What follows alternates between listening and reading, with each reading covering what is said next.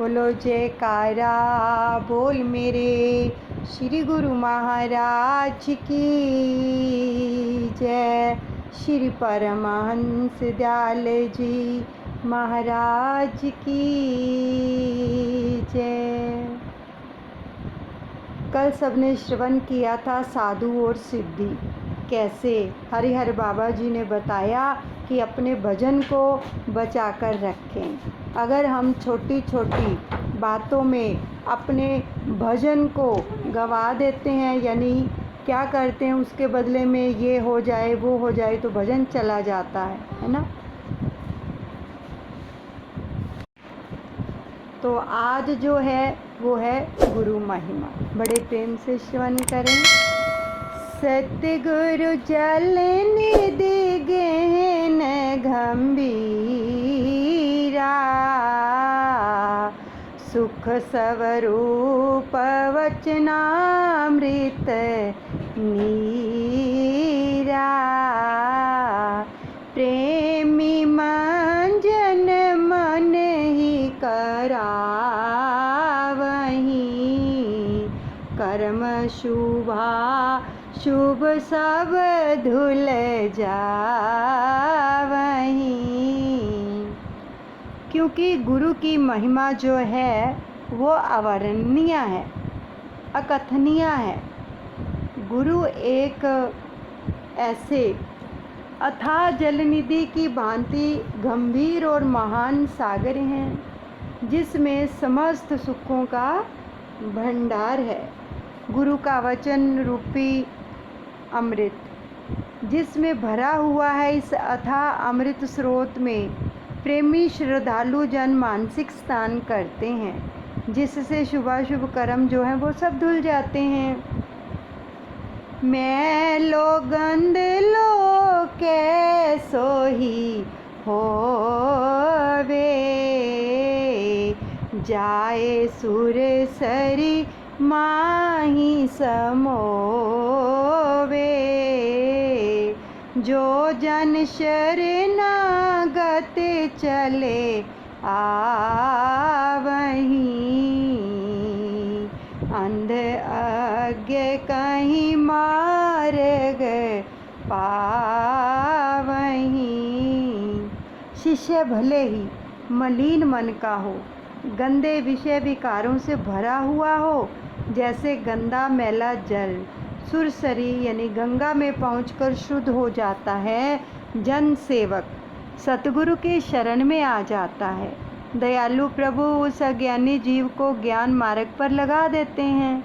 बाहिरो होए सुने सो बानी, जो नहीं मुख ते जाए बखानी,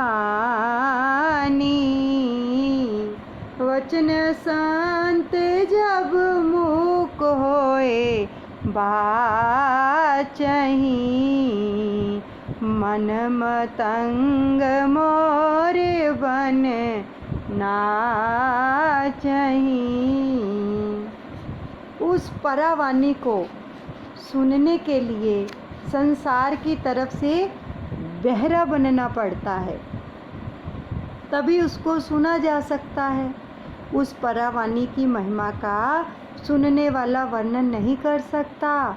संत भी जब उस परावाणी को बोलते हैं तो वे भी गुप्त संकेत देते हैं, गूंगे की मिठाई। इसी को कहते हैं। इस वाणी का मन से अनुभव तो किया जा सकता है। मन जो मस्त हाथी है, उस वाणी को सुनकर मोर की तरह नाच उठता है। अलख निरंजन सोलखी लीनो, जिने आपा अर्पण कर दीनो, श्री गुरु चरण प्रेम अनुरागी, भय विदेह देह कहीं त्यागी। जो उस स्वरूप निरंजन अलख पुरख की लगता कर लेते हैं, जो अपने अपभाव या मैं मेरी को त्याग कर आपके चरणों में जो है अपना सर्व सब न्यौछावर कर देते हैं, या जो गुरु चरणों के प्रेमी अनुरागी हैं उनका देह अध्यास भूल जाता है। सच तो ये है कि वही विदेही मुक्ति को प्राप्त करने के अधिकारी होते हैं। देखो, उस परावाणी को सुनने के लिए वचन आए हैं कि संसार की ओर से जो है बहरा बनना पड़ता है, लेकिन हम बन नहीं पाते हैं बहरे, इसलिए अपने सतगुरु की परावाणी को अंदर से जो आवाज़ आती है उसको हम सुन नहीं सकते हैं जब तक हम बाहर से बहरे नहीं होंगे। बहरे का क्या मतलब है? यानी हमें कोई कुछ भी कहता है, हमें उनकी बातों की ओर ध्यान नहीं देना है। ध्यान देते हैं तभी तो हमारे मन पे लगती हैं ना बातें कि उसने मुझे ये कहा, उसने मुझे ये कहा। तो जब दिल पे लगती हैं तो सच बताओ, क्या भजन में मन लगेगा? कदाचित नहीं लगेगा। और जब हम बिल्कुल बहरे बन जाएंगे, कैसे होती हैं ये चीज़ें? देखो, जब हम कोई फ़िल्म देख रहे होते हैं, आप बच्चे को ले लो, बच्चा मोबाइल देख रहा है ना, तो उसकी जो माँ है कितनी आवाज़ें लगाती हैं, उसको सुनाई नहीं देता, उसको अपनी माँ की आवाज़ भी सुनाई नहीं देती। खाना सामने पड़ा है वो भी दिखाई नहीं देता, वो मोबाइल में इतना घुसा होता है, इतना डीपली चला जाता है मोबाइल के अंदर कि बाहरी चीज़ें का उनके ऊपर कोई प्रभाव ही नहीं पड़ता। रोटी पड़ी पड़ी ठंडी हो जाती है ना, और माँ आवाज़ें लगा रही हैं वो भी नहीं सुनता। ऐसे ही अगर हम अपने सतगुरु के प्रति उजागर हो जाएंगे, उनकी परावाणी को सुनने के लिए हमारे अंदर ऐसी इच्छा, प्रबल इच्छा होगी, तो हमें ये बाहर की चीज़ें हमारे मन के ऊपर कोई प्रभाव नहीं डालेंगी। यानी कहेगा कोई, सुनाएगा, सब होगा, लेकिन प्रभाव नहीं पड़ेगा उस जीव के ऊपर जिसका नाता सच में सतगुरु से जुड़ जाता है, शब्द से जुड़ जाता है। तो फिर ये चीज़ें उस पर कोई प्रभाव नहीं डालती हैं। इसलिए बहरा बनना पड़ता है। कोई क्या कह रहा है क्या नहीं कह रहा, उससे उसको कोई प्रयोजन नहीं होता है। नहीं देहि स्यो काम कुछ, जीत लियो जिन काम, सतगुरु जीत लियो जिन काम। मन चंचल नेह चंचल भयो, पायो परम विश्राम। बोल मेरे गुरु महाराज की जय, मेरे दादा गुरुदेव की जय। ऐसे जो आपके भगत हैं जिन्होंने काम आदि को भी जीत लिया है, उनका 5 भौतिक इस देह से कुछ भी संबंध नहीं रहता। उनका चंचल मन भी ऐसा निश्चल हो जाता है जो कभी भी चलायमान नहीं होता। ऐसे ही आपके दृढ़ विश्वासी भगत उस परम पद को प्राप्त करते हैं। ये उन भक्तों की बात हो रही है जो परम पद को प्राप्त करते हैं। कौन से भगत, ये आप सुन रहे हो। पूरे गुरु की यही निशानी, कबहू होने देते नहीं हानि। नूरी रूप लखो गुरु केरा, आवागमन को छूटे फेरा। पूर्ण सतगुरु की यही निशानी होती है कि वे अपने सेवक की हानि नहीं होने देते, सदा ही सेवक का मार्गदर्शन करते रहते हैं। जो सेवक अपने सतगुरु का नूरी रूप देख लेते हैं, जो सेवक अपने सतगुरु का नूरी रूप देख लेते हैं, उनकी निरंजन ज्योति का दर्शन कर लेते हैं, उनका जन्म मरण आवागमन का चक्कर छूट जाता है। अब नूरी दर्शन कैसे होते हैं? बाहरी दर्शनों को नूरी दर्शन नहीं आप कह सकते, ये बाहरी दर्शन है। नूरी दर्शन करने के लिए पुरुषार्थ करना पड़ता है और उनकी निरंजन ज्योति का दर्शन करने के लिए पुरुषार्थ करना पड़ता है। क्या पुरुषार्थ करना पड़ता है? एक तो संसार की ओर से बहरा बनना पड़ता है और एक भजन सिमरन की कमाई करनी पड़ती है, फिर जाकर उस नूरी रूप को लखा जा सकता है। ऐसे नहीं नूरी रूप के दर्शन होते, ऐसे निरंजन ज्योति के दर्शन नहीं होते हैं। बहुत बहुत घालना घालनी पड़ती है, नहीं तो ऐसे तो हर कोई कहे कि हमने दर्शन कर लिए जैसे जाकर, तो वो उस नूरी रूप नहीं, वो अंदर करने पड़ते हैं। जब तक अंदर सब रूप प्रकट नहीं होता है और नूरी ज्योति के, निरंजन ज्योति के दर्शन नहीं होते हैं, तब तक प्रभु कहते हैं कि आवागमन का चक्कर ख़त्म नहीं होता। इसलिए बहुत बहुत पुरुषार्थ करना पड़ता है। इसलिए तो महापुरुष बार बार कहते हैं ना कि श्वास श्वास में सुमिरन करो। अब श्वास श्वास में किनका सुमिरन चलेगा भैया? श्वास श्वास में तो उन्हीं का ही सुमिरन चलेगा जो बाहरी रूप से, जो संसार से बिल्कुल विमुख हो जाएंगे। कार्य व्यवहार सब करेंगे लेकिन उसमें आसक्ति नहीं रखेंगे, और जो कार्य व्यवहार करेंगे वो भी सेवा समझ कर करेंगे। ये बहुत सारी युक्तियां हैं।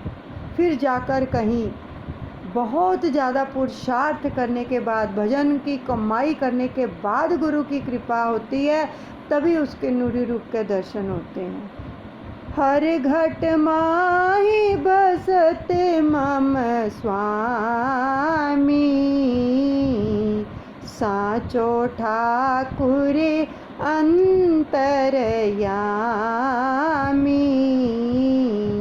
जाति वरन गुरु को कछु नाही, शब्द रूप सो सबको साई। गुरु की महिमा का क्या वर्णन किया जाए। मेरे स्वामी हर घट में निवास करते हैं और वे ही साचो ठाकुर है, अंतर्यामी है। वे जाति वर्ण से परे होते हैं, क्योंकि गुरु शब्द रूप होता है और शब्द की कोई जाति पाति नहीं होती है। वे सबके साईं मालिक होते हैं। अब देखो, जब शब्द मिलता है तो सतगुरु जात पात थोड़ी देखते हैं। कोई हिंदू है, कोई मुस्लिम है, सिख है, ईसाई को भी उनकी शरण में आकर जो है शब्द ले रहे हैं, दीक्षा ले रहे हैं, तो शब्द जो है उसकी कोई जाति पाति नहीं है। और जो शब्द है वो ही गुरु का रूप है, क्योंकि नाम और नामी में कोई भेद ही नहीं है।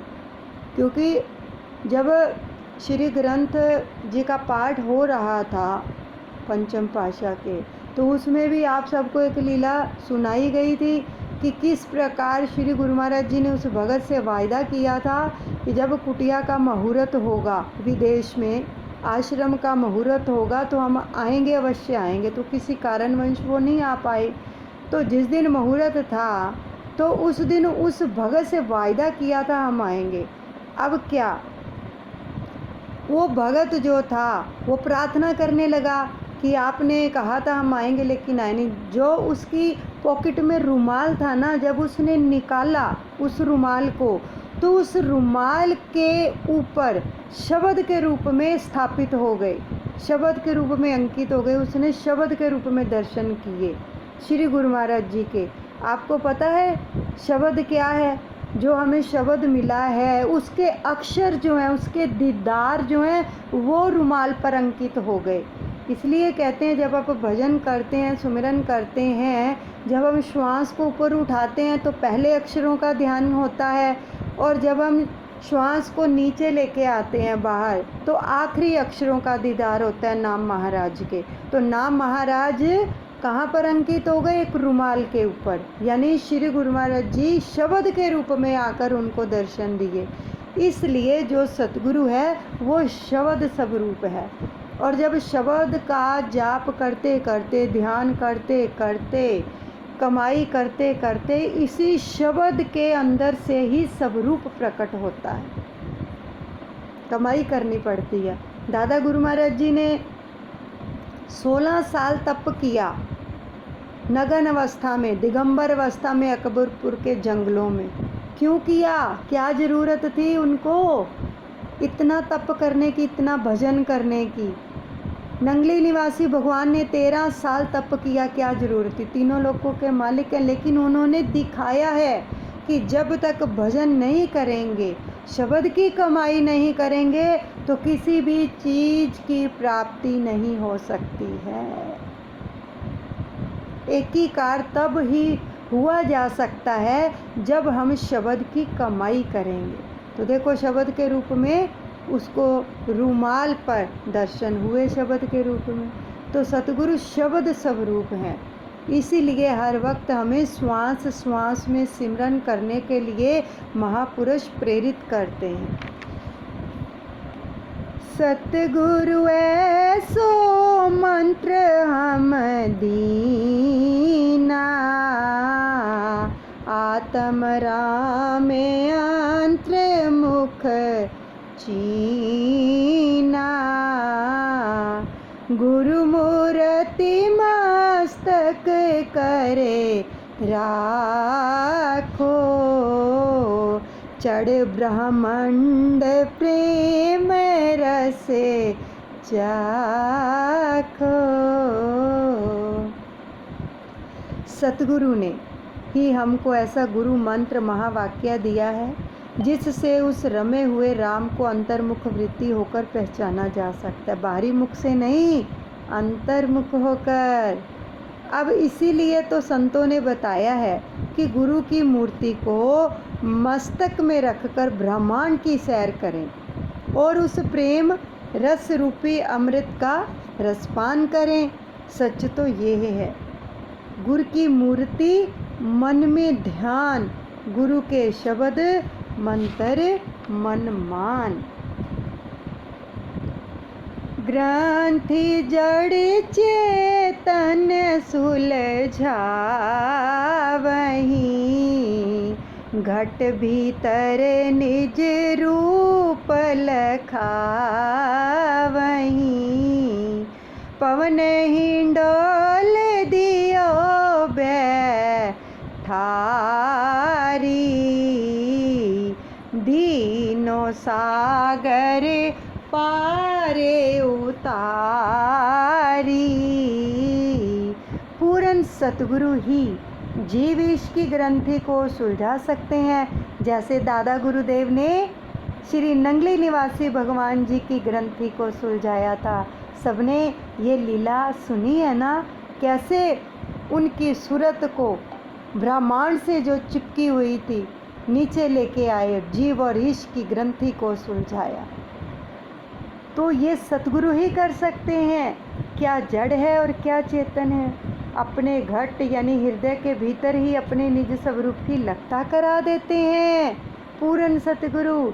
इसी जीव को जो माया के बंधन में बंधा रहता है, इसको पवन के हिंडोले में बैठाकर वे श्वास की डोरी से झुलाते हैं और उसी श्वास के वेग से एक ही उड़ान में इस जीव यानी मानव को संसार रूपी सागर से पार उतार देते हैं। इसलिए अपने सतगुरु पर इतना विश्वास होना चाहिए, शब्द के ऊपर इतना दृढ़ विश्वास होना चाहिए।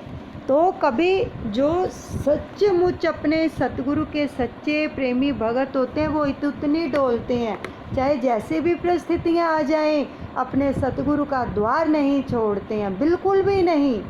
क्योंकि एक शब्द हमें जो दिया है इसके अंदर इतनी पावर है, हम जपते नहीं है ना, इसलिए पावर नज़र नहीं आती है। जपेंगे तभी पावर नज़र आएगी। हम जपते नहीं हैं और सालों साल हो जाते हैं कि हमें नाम दीक्षा लिए हुए और हम कहते हैं कुछ हो ही नहीं रहा। भैया जब तक उसको जपेंगे नहीं तो कैसे होगा मंथन? जब मंथन ही नहीं करेंगे तो कैसे निकलेगा? माखन को, दूध को खट्टा लगाते हैं, दही जमाते हैं, फिर उसको भिगोते हैं तो माखन निकलता है, फिर उसका घी बनता है। जब तक हम अपनी श्वासों से उसको भिगोएंगे नहीं, हर श्वास श्वास के साथ मंथन नहीं करेंगे, अभ्यास नहीं करेंगे, तो कैसे प्रकट होगा? इसलिए ये जो शब्द है इसके अंदर बहुत पावर है। ये तो दादा गुरु महाराज जी ने भी दिखाया है, सबको पता है। क्या देखो, अगर शब्द का जप किया तो कितने कितने महीने समाधि नहीं खुली, कितने कितने साल हरिहर बाबा की समाधि नहीं खुली, तो सभी हैरान हो गए, बिना खाए पिए वैसे ही स्थिर बैठे रहे। तो किसकी शक्ति है? नाम की शक्ति है। उन्होंने दिखाया है प्रैक्टिकल करके, लेकिन हम करते नहीं हैं। हम शब्द की कमाई तो करते नहीं, हम कहते हैं कोई ना कोई कुछ ऐसे कुछ बता दे और हमारा काम हो जाए। इसके शब्द के बिना कुछ भी होने वाला नहीं है, इसकी कमाई करनी पड़ेगी, तभी हमारा जो प्रारब्ध है वो ख़त्म होगा। तो इसलिए अपने सतगुरु पर भरोसा रखें। सतगुरु बहुत बहुत बहुत ऊंची हस्ती के मालिक हैं। हम इमेजिन भी नहीं कर सकते कि उनकी हस्ती क्या है, लेकिन जो उसके स्वरूप की लगता कर लेते हैं उनको पता चल जाता है। और स्वरूप की लगता नाम जपने से ही होती है, इसलिए खूब नाम जपें। बस समय नहीं है अब कुछ और करने का, केवल नाम जपने का समय है। नाम जपें और प्रभु पर विश्वास रखें, फिर देखें कैसे सारे काम सतगुरु भगवान खुद करते हैं। बोलो जयकारा बोल मेरे श्री गुरु महाराज की जय। श्री परमहंस दयाल जी।